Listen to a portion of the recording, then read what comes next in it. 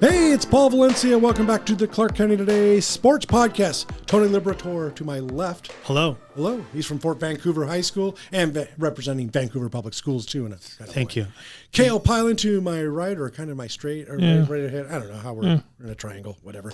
Cale's from Evergreen Public Schools, the athletic trainer for all Evergreen Public Schools. Sure. Well, okay.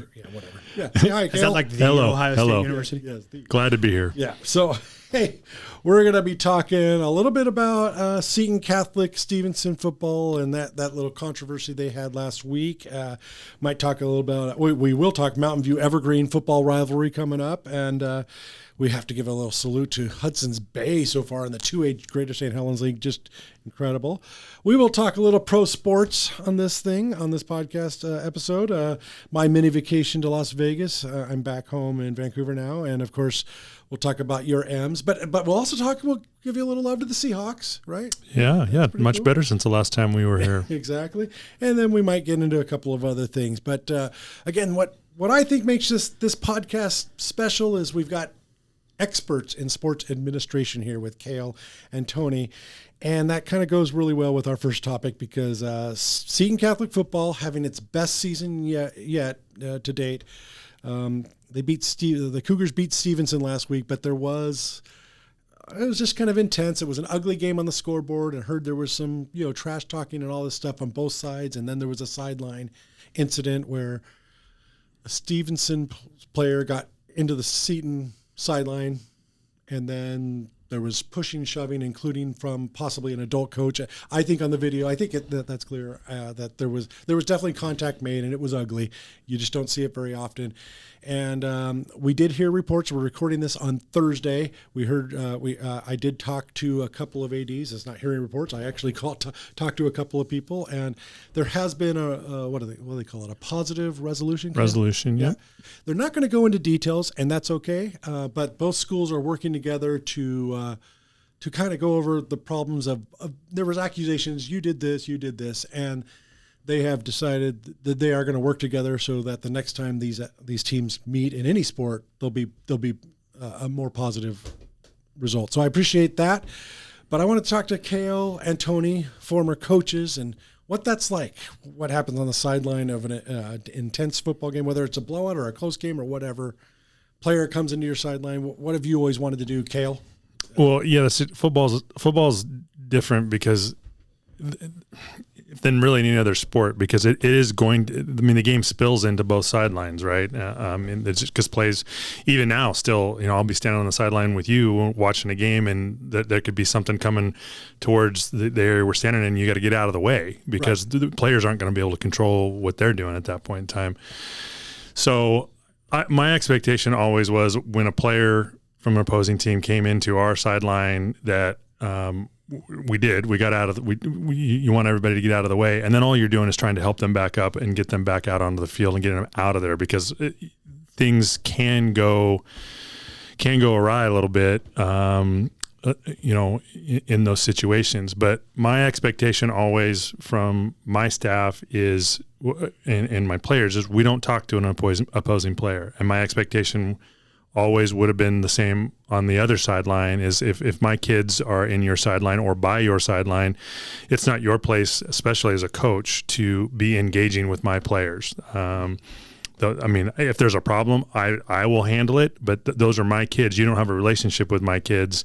And so when there's interaction that way, and not to say that always didn't happen. Or always went the way that I wanted it to go. The kids would come over and say, hey, this coach said something to me. And so you just have to be really clear in that we are there as coaches. We coach our kids and we interact with our kids and they coach their kids and interact with their kids, because anytime you start getting some crossover with that, the potential for it to not go well is very, very high. Tony, you were on the sideline for many years as an assistant coach. Essentially what Cale just said is those are in-game coaching points. Those are things you have to go over with the kids and all the coaches. This is how we're going to react during the game to if a kid comes over the sideline or spills over into the sidelines. And that's even been a point of emphasis. I guess it'd be sideline decorum. Yep. You'd want to call it, from the Officials Association, the WIA, the NFHS. So it's rare to see what we saw, Right. especially around here. Mm-hmm. And if they got to a resolution by a week later, that's pretty good, I think. Mm-hmm. I'm sure it was difficult.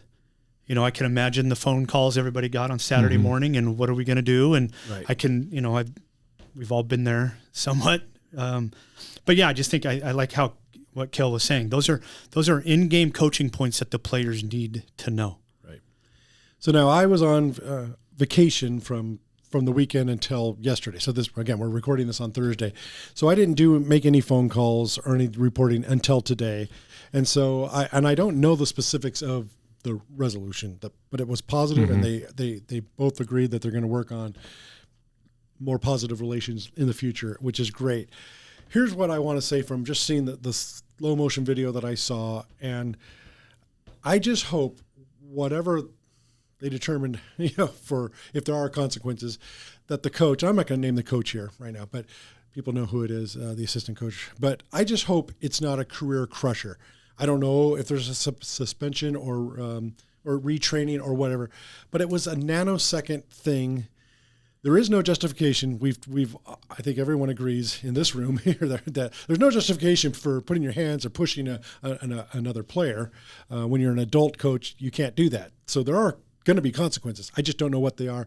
But I also just really, really hope it's not a career crusher, career ending, because it's a 1 or 2 second thing that happened. And I understand that the whole game had a lot of accusations of bad sportsmanship on both sides, but none of us would have known about that if this incident doesn't happen. This is what caused it to become public, was wow, did that happen? And then the other thing I wanted to say is that I've had the privilege of being on sidelines for high school football for more than 20 years in Clark County, and that's, you know, not all journalists get that in all areas. So I appreciate being on the sideline.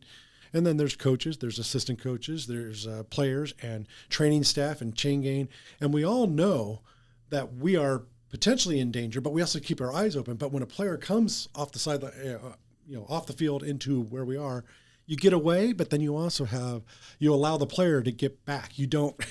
Right. You know, so I think, unfortunately, again, and this happened in a nanosecond, or just a second or two. Yep. But to me, your reaction needs to be spread out and get away from the opposing player, so that opposing player can go straight back to the field and get out of your bench. And that didn't happen. Again, it's hard to point fingers and blame because it happens so quickly. But I just know that usually there's a hole that is opened up, the parting of the Red Sea, so that the opposing player can get back on the field. And you can see, and I was watching the Husky game versus Cale last week, and there was a Cale player that went into the Husky bench, and the ref ran in to get him. Yeah. Right. And and I see that in but that just when we were talking, I just remembered that incident specifically. So, I don't know the protocols for the high school refs, but that is something I noticed that college refs do. Yeah, they'll run in there and grab them by the arm, let's go. Yep. They're not even going to mess around with it. So anything? Yeah. Okay. No, I think that pretty well covers it. I mean, it's a safety issue, and it's gonna happen. I mean, it happens every game.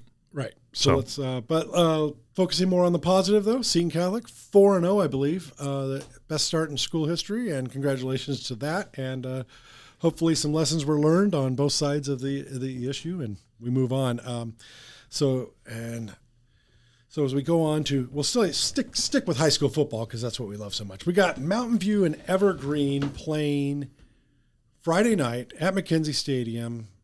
First league game of the year, if I recall, for both teams. Yeah, correct. Right? Yep. So, and I did a little research. Mountain View leads the series 27-22. They've played each other 49 times, and I believe it is the second longest tenured between big schools playing.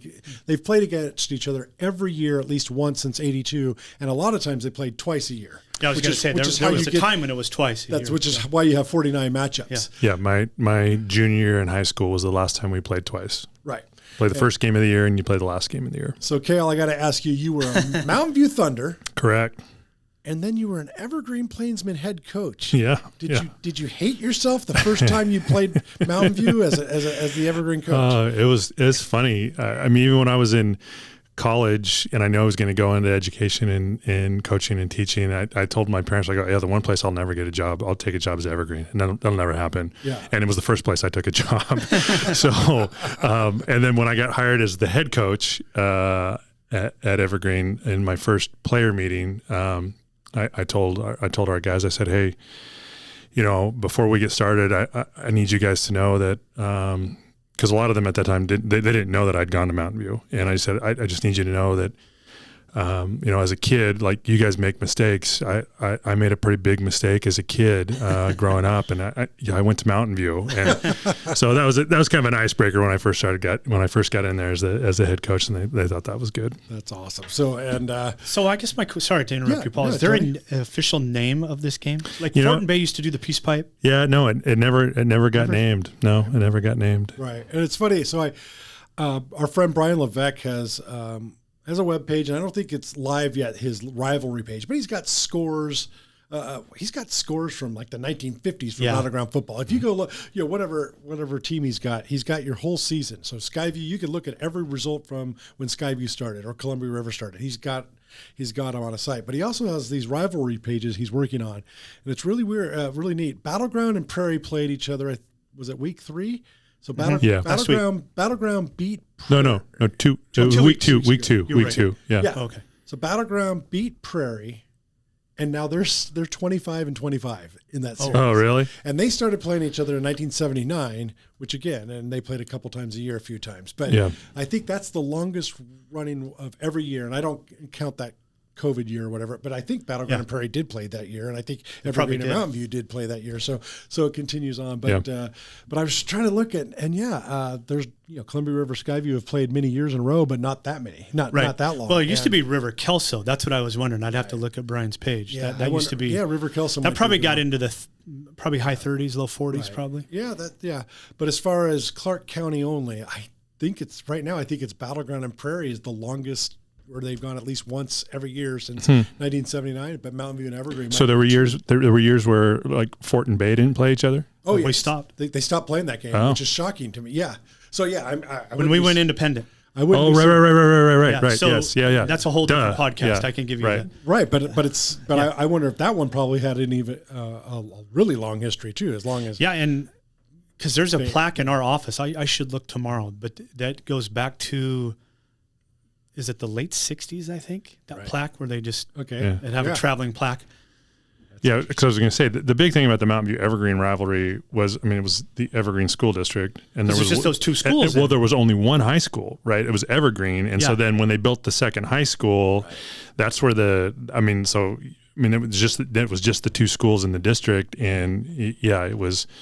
the south side of Mill Plain and the north side of Mill Plain, and that rivalry was good for a lot of years. There was the Brig Walker game is my favorite in the rivalry games that I've covered. Yep. And help me out, was that 2 or 3? 2002 or that would have been 2002. 2002. Okay, so you guys you won that game. We did. And you always get mad at me because I always point out that Mountain View had a longer run in the playoffs that year. But they did. But you guys won a state title in 2004. Was that with Hibby? Yeah. Okay. Yeah. No, that year. We played them it was a Thursday night, and it was raining. It was Halloween on Thursday night, and it was raining sideways. It was nasty weather. Right, and it was some weird 5-2 score, 5-3 score going in the fourth quarter. Yeah, so and then or was it 5-2 or 5? No, it was 5-3. 5-3 going into the fourth quarter, and then for some reason you combined for 4 touchdowns, 2 touchdowns each in the last 5 minutes or something. It was weird. It was Brig Walker catching everything in the middle of the rain, and Matt Haas, if I recall, from Mountain View doing the exact same thing. And it would have been called the Matt Haas game if Mountain View would have won.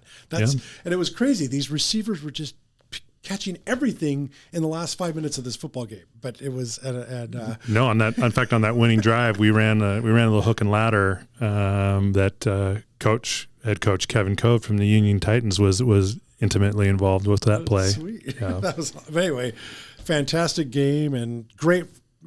Holy cow! Talk about the crowds. It was those filled up the stadiums and standing room only at Mackenzie, which was one of the reasons they played twice for so many years because those gates were pretty big. Yes. Okay. Now we're getting into Columbia River Skyview territory again, and it doesn't really matter what but at least Mountain View Evergreen were close games. But yes. Yeah. But, I'm trying to remember. So when they're both 3A, when there was the game, but didn't Mountain View go 4 and Evergreen stay 3, or vice versa? Nope. They've always been been in the same classification. Okay. Yep. So they both went down to 3A together. Okay, maybe that's what I was thinking. But yeah, they were both. Well, before there was a 4A, they were both 3A high schools, and then when the 4A classification came in, they were both 4As. But then when they both dropped down at the same time. Right. So it's which helps with the rivalry because they don't have to do a non-league game to keep it going. Like right now, Battleground and Prairie still play each other, but they're not in the same league. Right. They always play each other. So I could be wrong. I just did a real quick look, but it might be, like I said, Battleground Prairie every year at least once since 1979, and then Evergreen and Mountain View was at 82.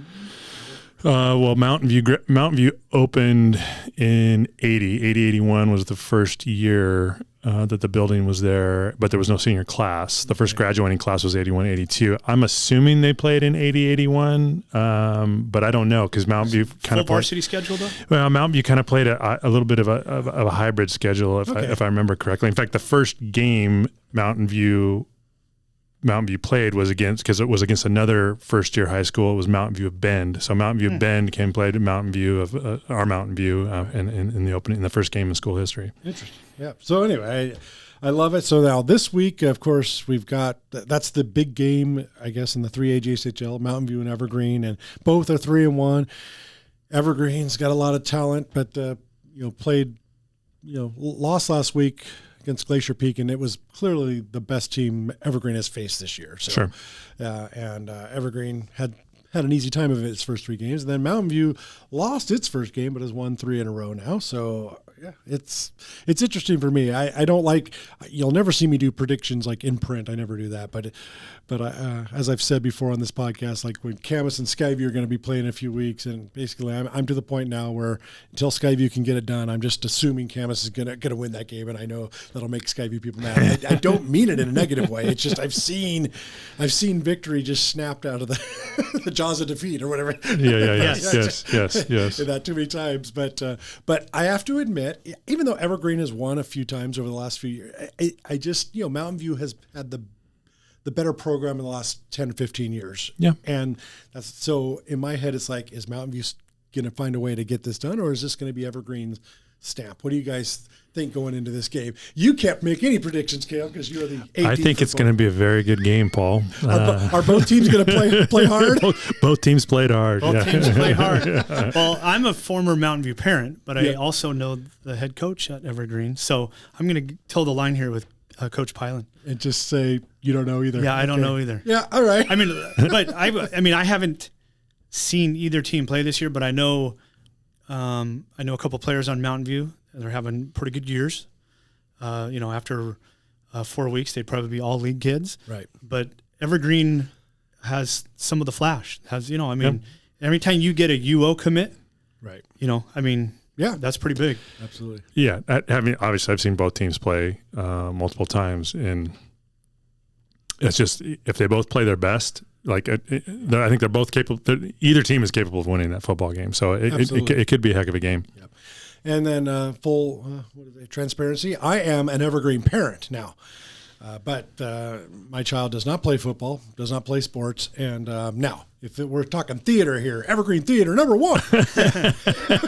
So, I'm guessing there's no one who's going to hear that from Evergreen Theater who's listening. But who knows? We're reaching far and wide, Paul. And Heritage Theater, I love you guys too. Camas Theater, everybody else, you know that I love the theater. But for right now, for senior year for Luna, Evergreen Theater, number 1. There you go. Can't be beat. All right. 2A Greater St. Helens League.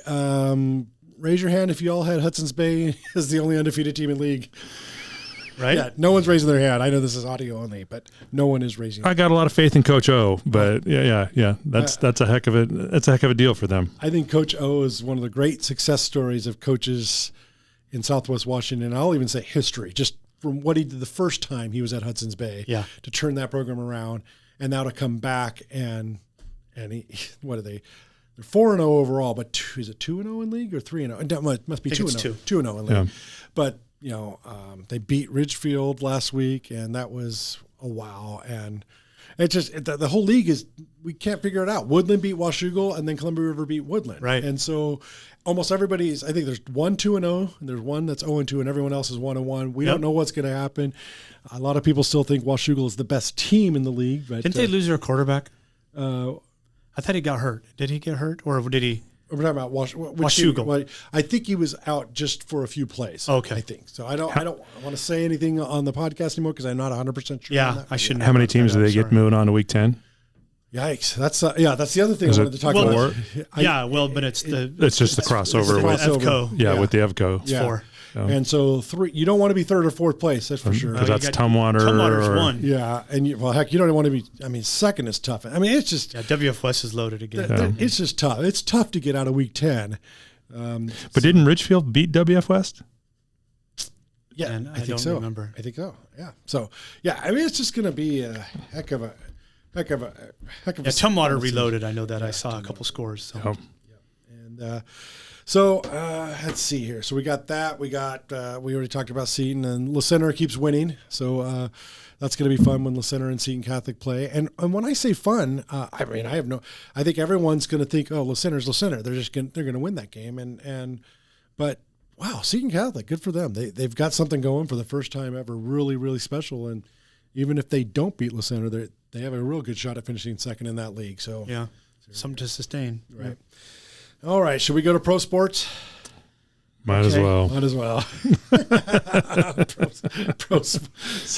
by the way, I just got back from a mini vacation in Las Vegas. I had to stay a little bit longer than just going down for my Raiders, but going down to watch I watched the Raiders play, and that was the actual game was the worst part of the week for us. But I've said this many times. I regret a lot of results as my favorite, for my favorite football team, but I've never regretted going to watch my favorite football team. It's, if I'm going to lose, I'd rather lose with I'd say 28 or 30,000 Raider fans and another 28, 30,000 Steeler fans. There was a lot of Steeler fans. Yeah, I'm sure. Now, I will say this. I think there were more Niner fans last year, the week after they benched Carr. There were more Niner fans in that stadium than Steeler fans. So if you thought there were a lot of Steeler fans, last year was even worse with the Niner fans. But hey, as a Vegas season ticket holder, I don't take advantage of this. I know who's in my seats almost any game I don't go to, but it is nice to know I'll be able to sell my seats at a very premium. Sure. I could not believe the secondary market for that game, and that's not really for this podcast or anything.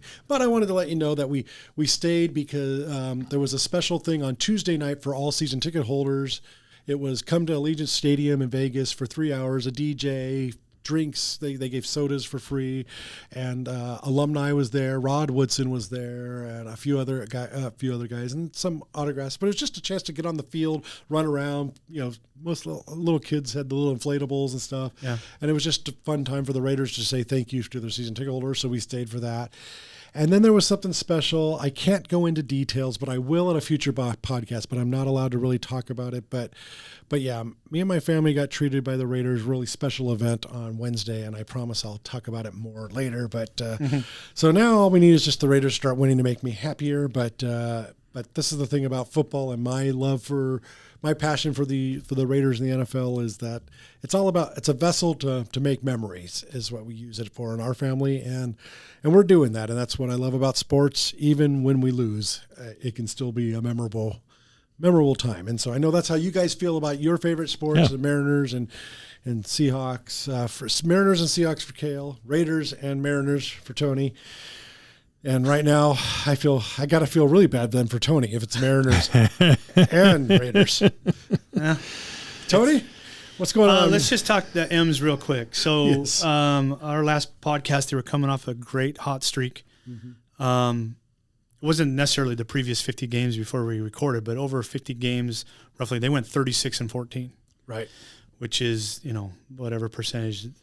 And entering September, they had a 91.8% chance of making the playoffs. Last night, before the game, they were down to 47%, and I haven't looked today, but they basically have 4 games left and need to go 4-0 and get help from the Arizona Diamondbacks. That's what happens in the month of September when you go 3-13. Correct. So you got to go, 3-1 at least, but 4-0 probably, right? 4-0, I think. Well, and then Houston's got to lose one. Right. Yep. So Yes. that's just crazy. I didn't jinx it on purpose. But the good news, is that Houston is playing Arizona, Who needs to win? and our boy Paul Sewald could deliver for us. So it He could said it's could be a master stroke of genius by Jerry DiPoto to have sent the closer to the team we need to beat the team. as the Mariners' bullpen implodes. Jerry DiPoto had the foresight of Nostradamus to send his best reliever. So I need to check the schedule. Who's Houston playing the last week? Oh, it's yeah. Arizona. So you Here we go. guys want your former closer to beat the Astros to make the playoffs, so you can say your GM was brilliant. I would tell him that. Yes. Oh, I wouldn't say he's brilliant. No, not even that would get me there. But it worked. It's only weird if it doesn't work, Paul. Well, again,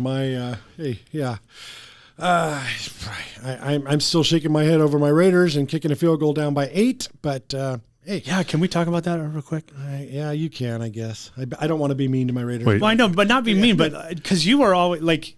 When we talk about like just football stuff in general, like Yes. coaching points, I guess is the way we Right. put it. Like before we broadcast or something, or even during. What was going? Like why? Well, I mean, we're not. What am I trying to say? Yeah, federal. What was it? Communications, FCC. FCC. The FCC does not govern our podcast, No. so I could, technically, in theory, say Yes. what I was We're thinking. trying to be family but friendly, I still though. won't. But I couldn't believe it. I going still for the can't. field goal the first time, I understood a little. There's 3.5 minutes left, but that at 2.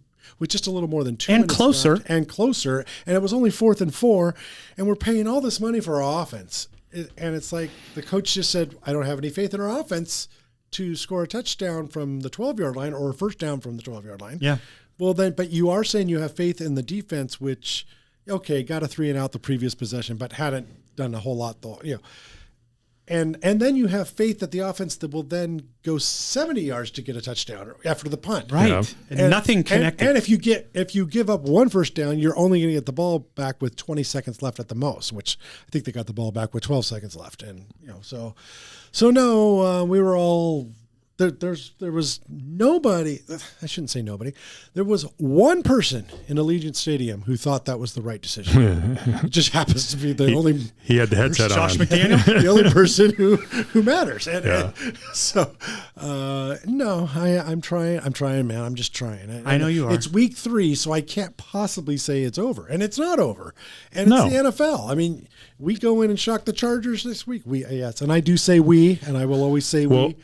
here's the thing about that's basically a home game, It is. right? Because the Raider fans will take over the SoFi Stadium. It's so funny. Everyone talks about how everyone takes over the Raider Stadium. And it has been happening a lot lately. Yeah, Absolutely. but that's every home team yes. But now or away team. I mean, yes, but now it's the Charger. We're going to do the same thing to the Chargers. I think I saw something today on the secondary market analytics have 65% of the tickets going to Raider fans for my that gosh. game. No, the Chargers have to be working on going on a silent count because it's Yeah. gonna be loud, but it's gonna be Raider loud. Yep. So it's crazy, but yeah, I've been to Allegiant Stadium many times where a lot of opposing fans make up 40 to sometimes 45% of the fan base, but in the Niners was actually more than 50, and I wouldn't be surprised if the Steelers was It seemed more than 53%. Yeah. So, but they paid a premium. Oh my gosh, the prices of the second. We kept looking at the secondary market prices while we're in our seats just to for see that. So for that game, was it over 1,000? It was $800 for a single at 5:05 p.m. Wow. 20 minutes before kickoff. $800 was the $800. cheapest to get into that stadium. And I'm sure that's a great seat, right? No, it's an awful seat. Yeah. Yeah. But that's the thing about Allegiant is nothing's awful because I have gone all the way to the top to I said, just in case I had these seats, would I be happy? Yeah. And I would. People think it's this monstrous, it's for regular season, it's only 62.5. Oh. And it's built straight up on it. The Yeah. stands are just, so you're really on top of it. So there really isn't a bad seat in the house. But I'm saying, $800 to be Yeah, $800 for a regular season game. I don't know. Yeah. No. Week 3. So, but that's a I guess classic. if you're a Steeler fan, No, right, that's a classic rivalry. and you're going to make the trip. Yes. Right. Because before that, you're probably not making the trip to Oakland if you're a Steeler fan, but to go to Vegas, right? Right. And that's a lot of the old school Oakland fans are like, oh, this is terrible. We lost our home field advantage. Well, if you'd built this stadium in Oakland, you wouldn't. It still wouldn't be happening because again, people don't pencil in. Oh, let's go to Oakland for our road game. But Vegas, Dallas, Los Angeles, Miami, those are destinations for a lot of opposing teams. And I will say, when they were in San Diego, I mean, that was that was a great place to go to a game. Right, right. So anyway, it's just it happens. But I still love my Raiders, and I will always love them. But man, it was hard to love them on Sunday. It was hard to love that on Sunday. Earn some time For out. sure. All right. So we also had another fun thing going back to high school sports. It was not fun, but an oddity of high school sports. We saw something, I can't remember what state it was in, but the band director got arrested or and tased or whatever. So apparently the security wanted people to leave the stadium. But the school bands kept playing against each other, like one after the other. I don't know if it was one after the other. And they finally said, stop playing, and the band director refused. So I think they made a song about that. The marching band refused to yield. Yes. Everybody had some American Pie.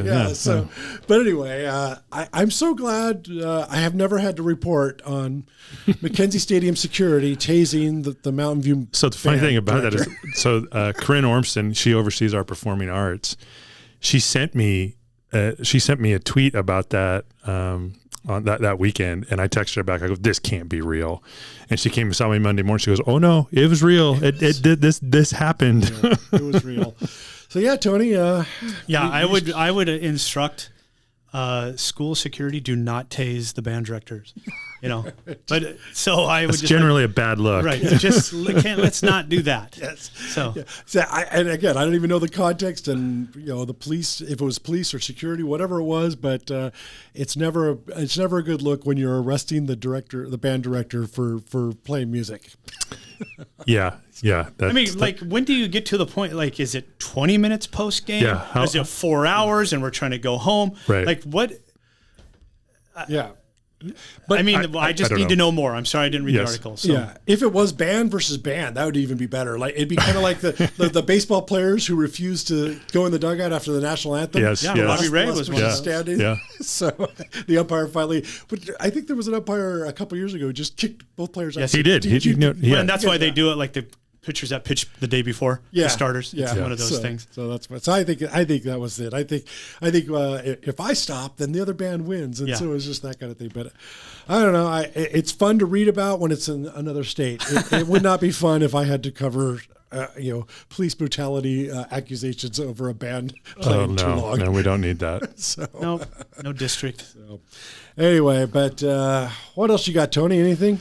No, just go M's. Hopefully we can get 4-0. It's Thursday night. Let's finish strong. Love to sneak in. Cale? Just a quick salute to Damian Lillard on his way out of town, heading to Milwaukee. Yeah, good point. And it was a rough situation, but I think it actually, if you were going to say it was good for both sides, and they came to were able to find a resolution I mean, Dame. Obviously, the Bucks are the favorite to win the title now, and the Blazers, the return the Blazers got. I mean, he was a tough player to trade with his contract and his age. So, and they're not done yet because Drew Holiday was part of that deal, and so there's still some more movement to happen. But I think Joe Cronin did about as good as he could given the situation. Yeah, and I think it's even going to be better once they do trade Drew. Drew Holiday. Yeah, and I'm as far from an expert on the NBA as possible, but I like the young start for the Blazers. I could actually see it happening. You could see a possible Denver in 4 or 5 years. You know how Denver took a while to get going, and here they won the title. Yep, and they don't all have to hit, but hopefully they do. And then adding a young, the former number 1 overall pick. I know Ayton hasn't quite lived up to that building, but he's on the same schedule. He's closer to those guys in age-wise. He's only 25 years old, so that's helpful as well. Yeah, that's a great upgrade. And then I still remember when Drexler got traded to Houston, Yeah. And all of the Portland area, the Portland, Vancouver market area, rooted for Houston in those playoffs. Yep. Yeah. And I think that's going to happen. I think Oh, you're going to have, yes. if Milwaukee makes the finals, in the NBA finals, you're going to have Milwaukee and whoever the city they're playing in the finals. Those will be the top two markets. I wouldn't be surprised if percentage-wise the Portland market is number 3. So you talk about resale value. So I share season tickets with 2 other guys, and we'd already done our ticket draft for which games we wanted. And so the Miami game had a little bit of an allure because everybody thought he was going to Miami and that would be the first time back.